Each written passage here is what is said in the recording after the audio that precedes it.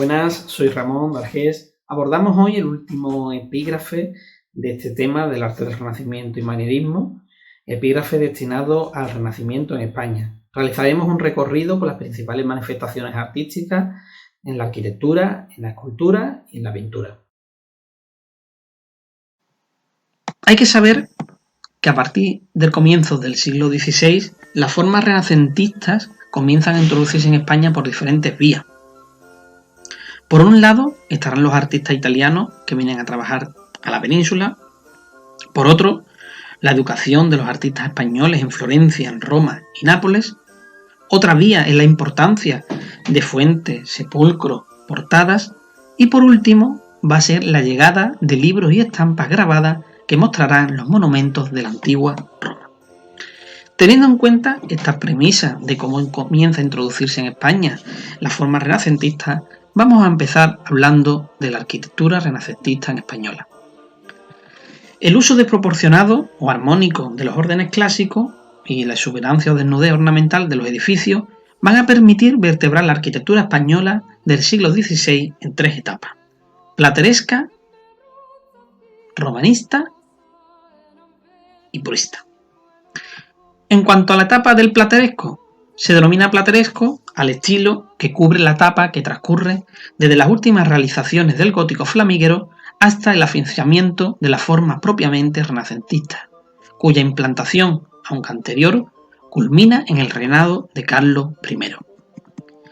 El término de plateresco fue acuñado en el siglo XVIII por Ortiz de Zúñiga al comparar la labor hecha en la capilla real de la Catedral de Sevilla con el trabajo de los orfebres y plateros. En esencia, lo plateresco es un uso incontenible de los elementos decorativos: columnas balaustradas, medallones, emblemas heráldicos, figuras humanas entrelazadas con animales y tallos formando figuras fantásticas de los denominados grotescos. Uso que revela influencias italianas y creaciones genuinamente españolas y que se dan de forma simultánea. De los primeros albores del plateresco hay que destacar el Colegio de la Santa Cruz de Valladolid, obra de Lorenzo Vázquez de Segovia, que también incorpora el denominado almohadillado brunelleschiano de origen italiano, que luego tomará carta de naturaleza en el Renacimiento castellano. En el plateresco se suele incluir la serie de obras que bajo el nombre de estilo cisnero se agrupan en la ciudad de Toledo, por influencia del poderoso cardenal y por la labor del arquitecto Pedro Gumiel, que integrará la forma renacentista con un claro mudejarismo y cuyas obras más importantes son la sala capitular de la Catedral de Toledo y el Paraninfo de la Universidad de Granada. En Burgos nos encontraremos con la obra de Francisco de Colonia, que abandonó el goticismo de sus ascendientes familiares, ofreciéndonos nuevos aires artísticos en la puerta de la pellejería de la catedral.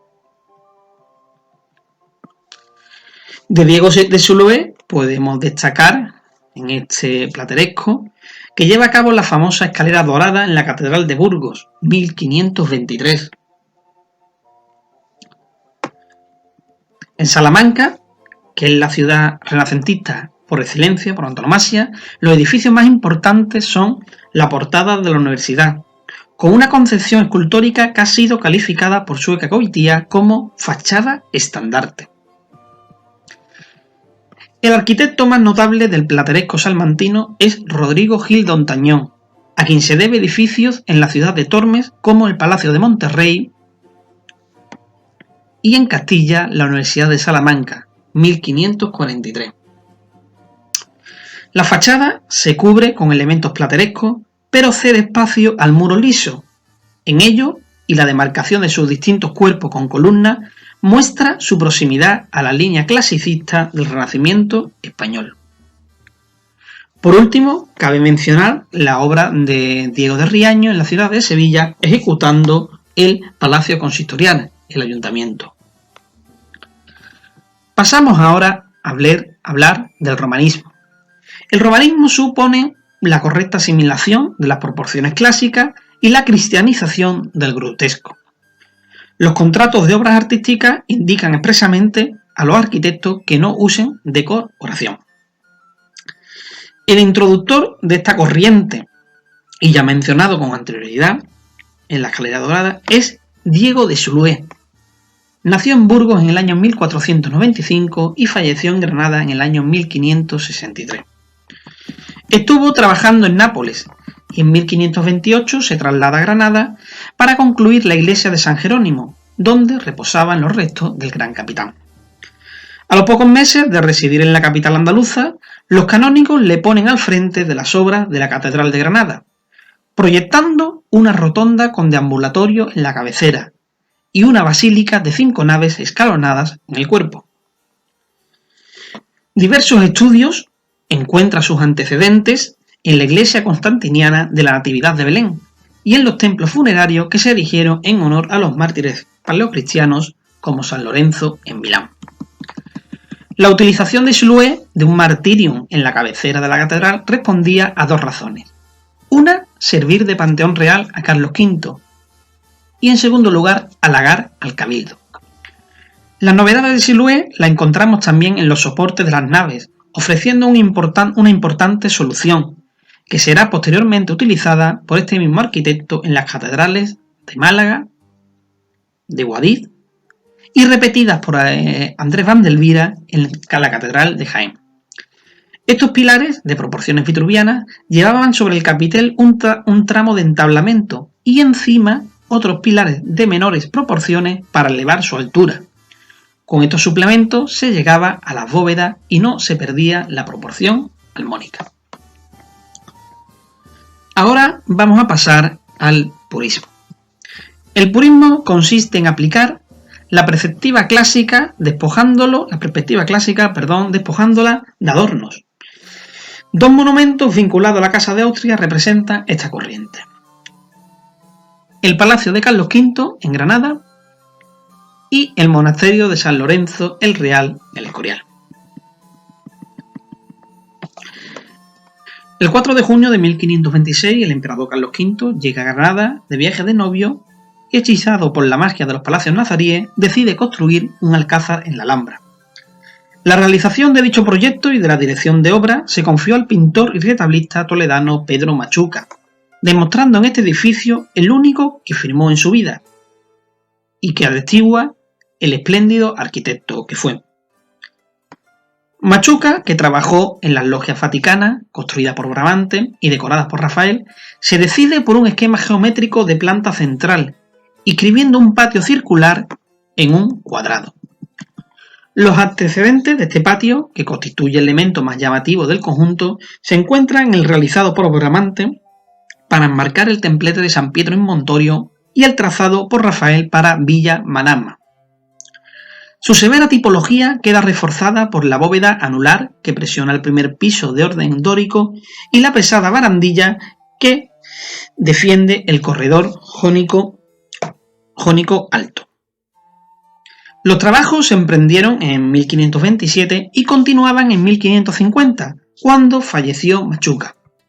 Una maqueta va a ser lo que sirvió a sus sucesores para continuar el proyecto planteado por Machuca. En cuanto al monasterio de San Lorenzo, es considerado por sus contemporáneos como la 8ª maravilla del mundo.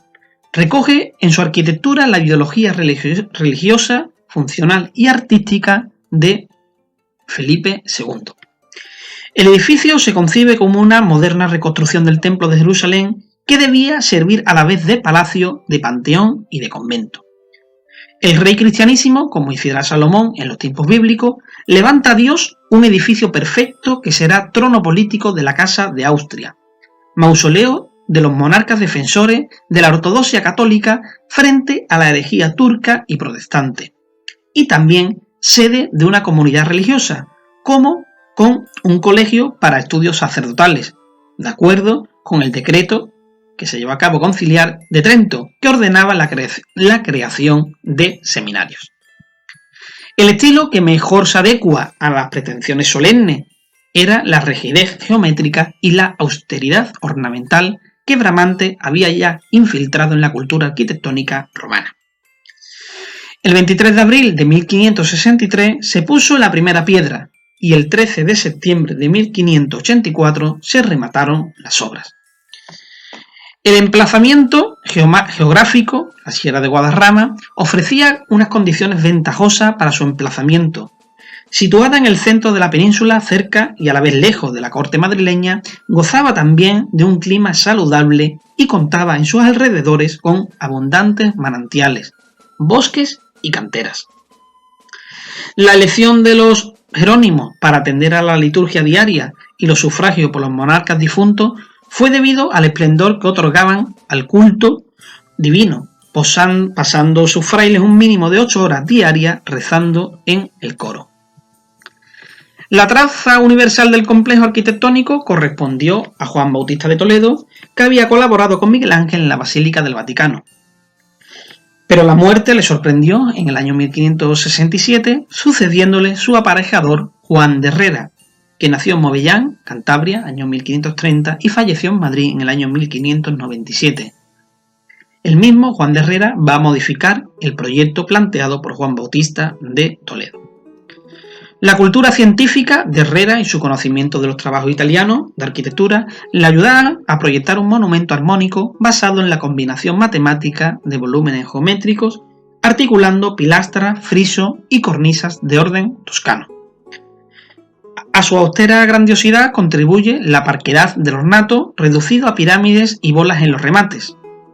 El plano definitivo adopta la forma de una parrilla, recordando el instrumento martirial del diácono aragonés San Lorenzo, en cuya festividad, el 10 de agosto de 1557, los tercios de Flandes, comandados por Felipe II, obtuvieron la victoria en la batalla de San Quintín.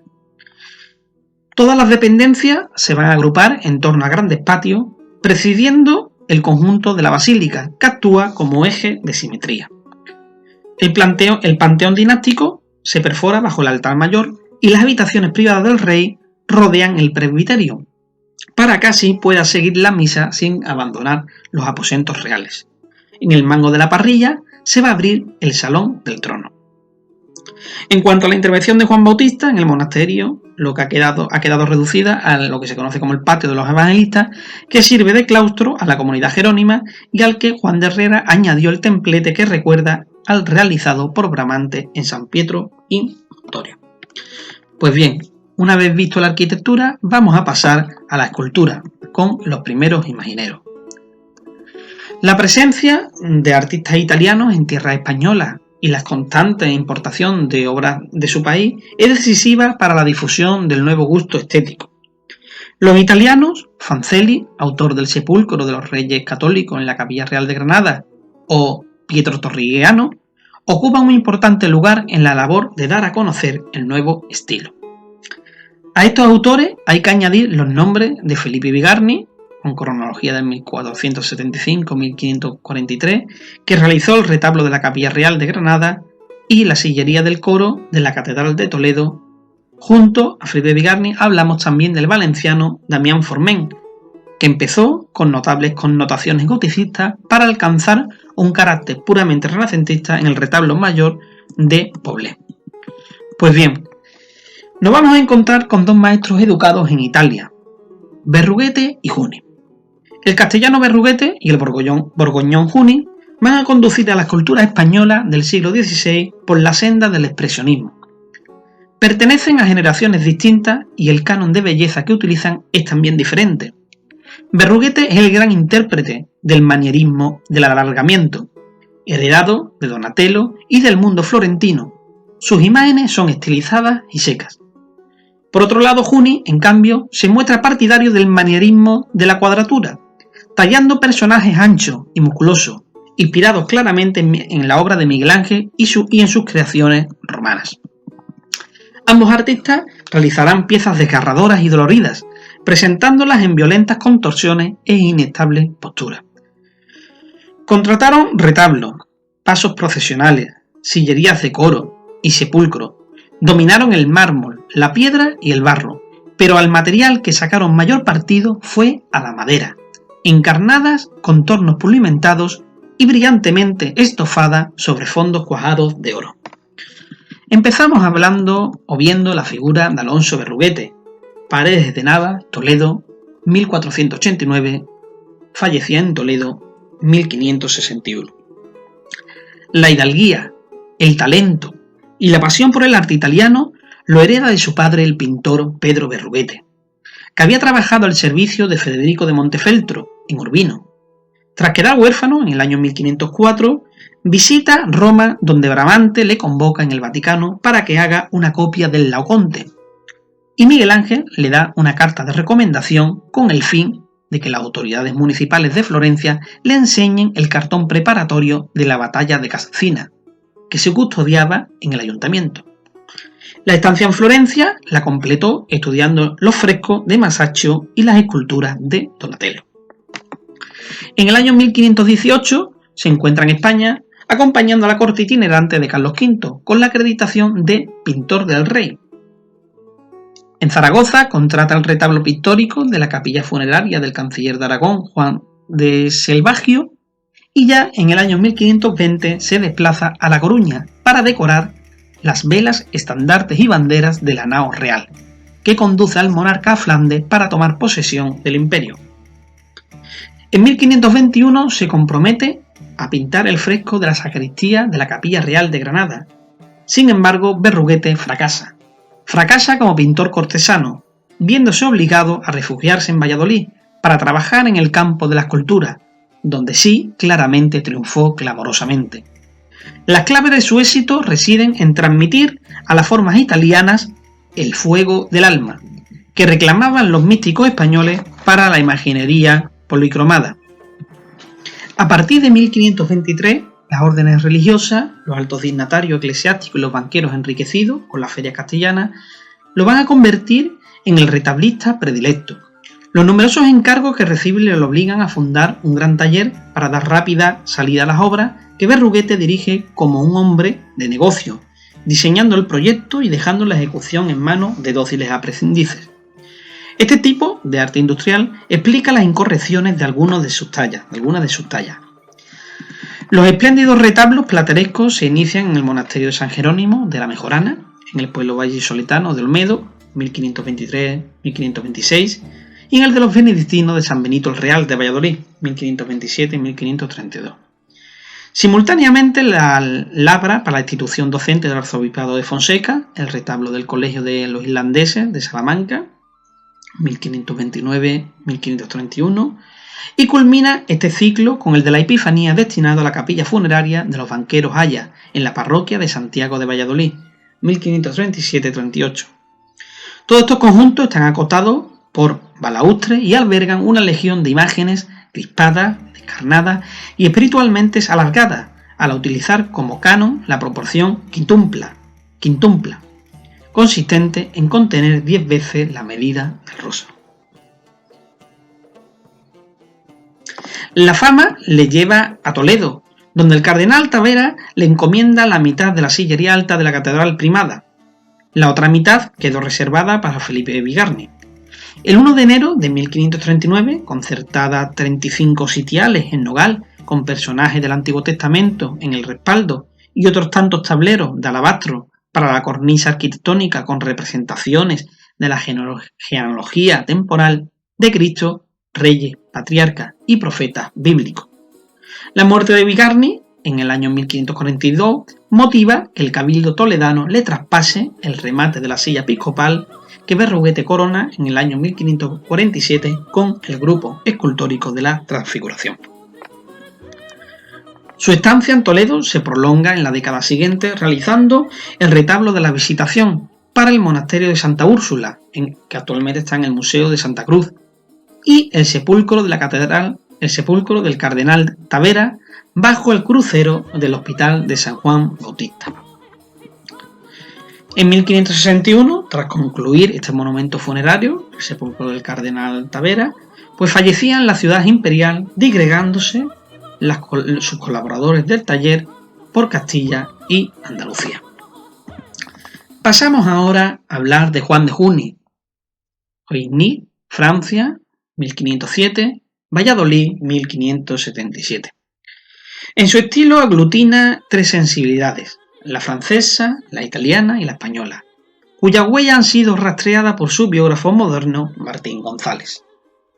De Borgoña, su región natal, capta el dinamismo de los paños con que los escultores locales envuelven sus pesadas figuras y toma prestada la composición iconográfica que le hizo célebre en su obra El entierro de Cristo.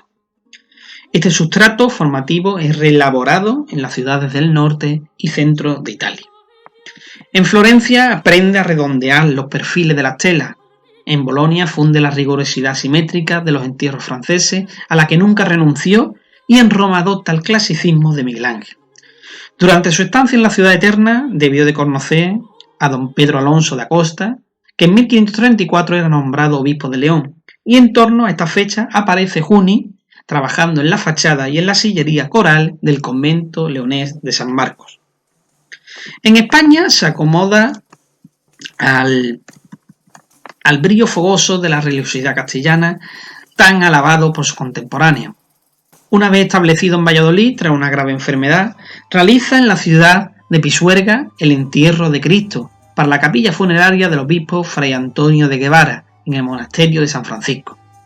Juni representa un drama teatral donde la Virgen, San Juan, las Marías y los santos varones proceden con perfumes y toallas al embalsamamiento del cadáver de Cristo, que yace tendido sobre el féretro. Las emociones de los personajes sacros mueven a la aflicción, pero no contento con este recurso, introduce un latigazo sorpresivo que mantiene en vilo al espectador, obligándole a participar en la acción dramática. Sucede cuando José de Arimatea ofrece una espina de la corona al visitante para acercarlo al espectáculo religioso, componiendo un acto escénico que se complementaba con la declamatoria actitud de los centinelas pretorianos que custodiaban el sepulcro. Actualmente se conserva el entierro de Cristo en el conjunto central en el Museo de Escultura de Valladolid. Las aportaciones de Juni se extienden también en el campo del retablo. En 1545 contrata el de la parroquia de Santa María de la Antigua, donde renuncia a la tradición plateresca, sustituyendo por vez primera en Castilla el balaustre por columnas corintias de fuste estriado. El manierismo arquitectónico vibra en un ensamblaje hasta el punto de que los santos pujan por no morir de asfixia, aplastados por los intercolumnios. El desbordado dramatismo que tensa todo el conjunto culmina en el desgarrado episodio del ático con la Virgen desmayada bajo la cruz. A esta obra monumental le siguen el retablo principal de la Catedral Soriana de Burgos de Osma, 1550-54, y la capilla privada de los Benavente, 1557-59, en la localidad vallisoletana de Medina de Río Seco, articulado por estípites y emboscado entre una alucinante decoración de yeserías. En su testamento dejaba las honras fúnebres al cuidado de los hermanos de la Quinta Angustia, a cuya cofradía penitencial pertenecía. En torno al 1567, año en que se aprueban las reglas de esta corporación, debió de labrar la conmovedora, dolorosa titular que se convertirá en el prototipo de las vírgenes procesionales castellanas del barroco y que resume el apaciguamiento que sufrió el estilo de Juni en la fase final de su vida. Por último, vamos a abordar el campo de la pintura, con su máximo exponente en la figura de Doménicos Theotocópulos el Greco, Candia, Creta, 1541, Toledo, 1614. El Greco nació en Creta y es en esta isla donde recibió su formación, en contacto con los iconos bizantinos. Ello es lo que va a explicar la adopción de Raco bizantino en su políptico de Módena, Raco que de forma fragmentaria estarán presentes en toda su obra. Creta era una colonia comercial de Venecia y en 1568 se traslada a la ciudad de los Canales, donde admira el colorido vibrante de Tiziano y el alargado canon manierista de Tintoretto. Su estancia en Italia la complementa en Roma, asimilando el apretado dibujo de Miguel Ángel, y va a sintetizar ambas escuelas, color veneciano y diseño romano. Serán en el futuro la máxima aspiración de su estilo. En torno al año 1576 debió de trasladarse a España con la intención de servir a Felipe II en la decoración del monasterio del Escorial.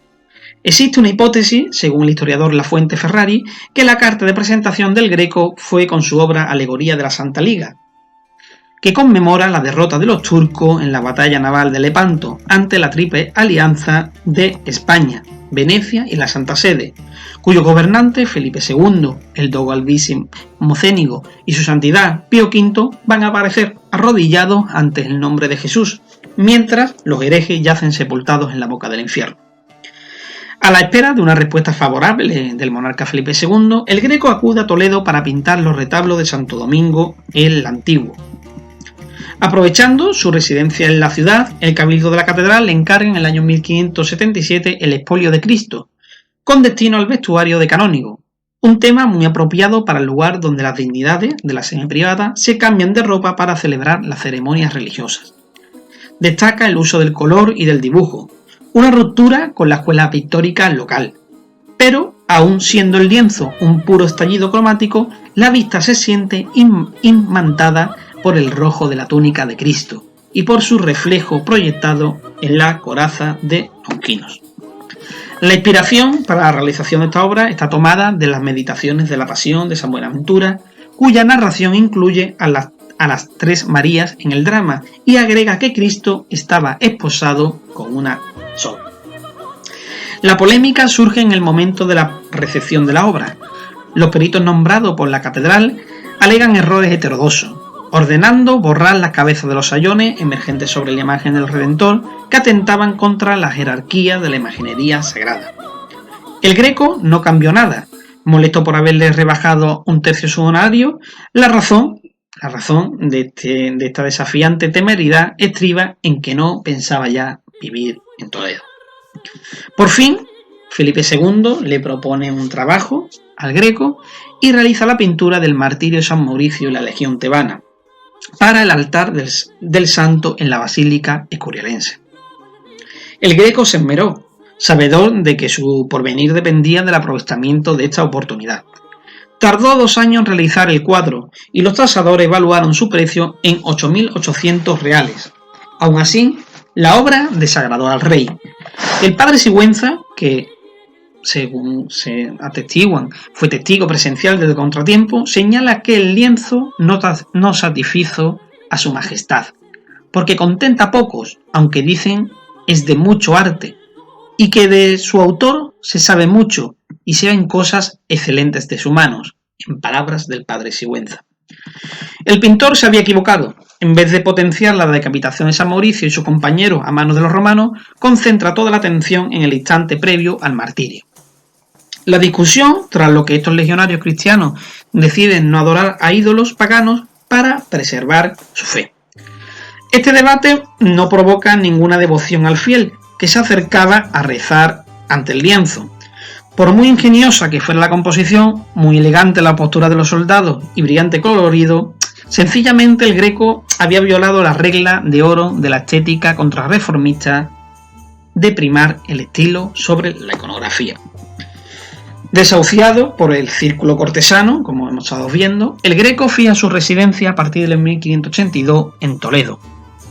Poco después realizaría la obra cumbre de su catálogo y de la pintura española del siglo XVI, con el entierro del Señor de Orgaz, ubicado en la parroquia de Santo Tomé de Toledo.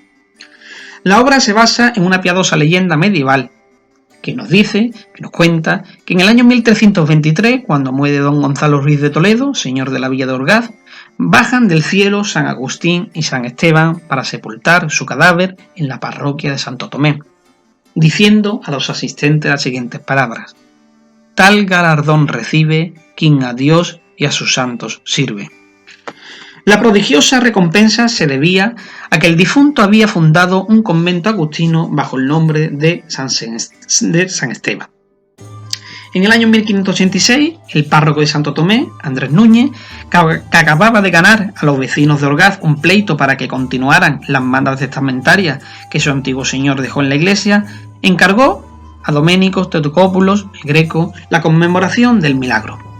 El primer gran acierto del pintor fue fragmentar horizontalmente su obra, el cuadro, en 2 registros. En la zona inferior, San Agustín y San Esteban inhumando los restos de su benefactor toledano en la misma forma que José Arimatea y Nicodemo trasladan a Cristo a la tumba. A su alrededor dispone el cortejo fúnebre que acudió a la misa requiem, donde retrata a sus amigos intelectuales y a la nobleza local. Y aquí reside el segundo gran acierto del artista: abordar el argumento de la obra como si se tratara de un tema actual con personajes contemporáneos. La moda en la indumentaria de los testigos la traslada también a los ternos de los fosores y a la vez a la armadura milanesa con que se amortaja el protagonista del duelo. En el nivel superior vemos dos ángeles que elevan el alma del Señor de Orgaz, que es recibido en la gloria por la deesis bizantina, Cristo, la Virgen y San Juan. Esta obra, sin lugar a duda, consolida la obra del Greco y dio paso a una nueva etapa en su vida. El color se irá apagando, reduciéndose a una fría gama de tonos verdosos, grises, amarillos y carmíes. Las figuras acentúan su expresividad al dislocar el pintor las proporciones y deformar las anatomías.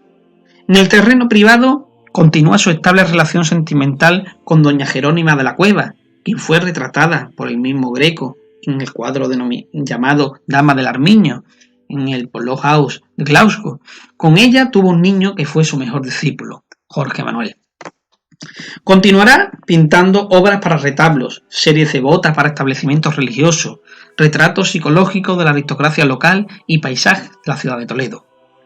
En cuanto a los retablos que el mismo Greco diseña, donde prueba sus conocimientos arquitectónicos, son estructuras paladianas para enmarcar los lienzos, como son por ejemplo los altares de la capilla de San José, del Colegio de San Bernardino o del Hospital de la Caridad de Illescas, donde concentraron visiones de la Virgen y de los santos.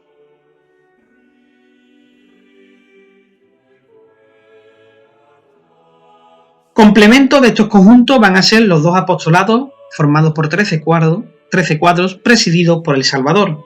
De estos 13 solo se conservan 2 íntegros, en la sacristía de la Catedral de Toledo y en la Casa Museo del Greco. Representan figuras de medio cuerpo con rostros alucinados y miradas extraviadas. Médicos, abogados, teólogos, humanistas, aristócratas, como el enigmático caballero de la mano en el pecho, posarán para el Greco y él mismo realizará su retrato. Y estos retratos, como hemos visto del caballero en la mano del pecho, también los veremos en las vistas de Toledo. El Greco toma su particular pulso a la sociedad y a la topografía de su ciudad adoptiva. Doménicos Tratocópulos fallecería a los 73 años entre la admiración de muchos, la crítica de unos pocos y la indiferencia de nadie.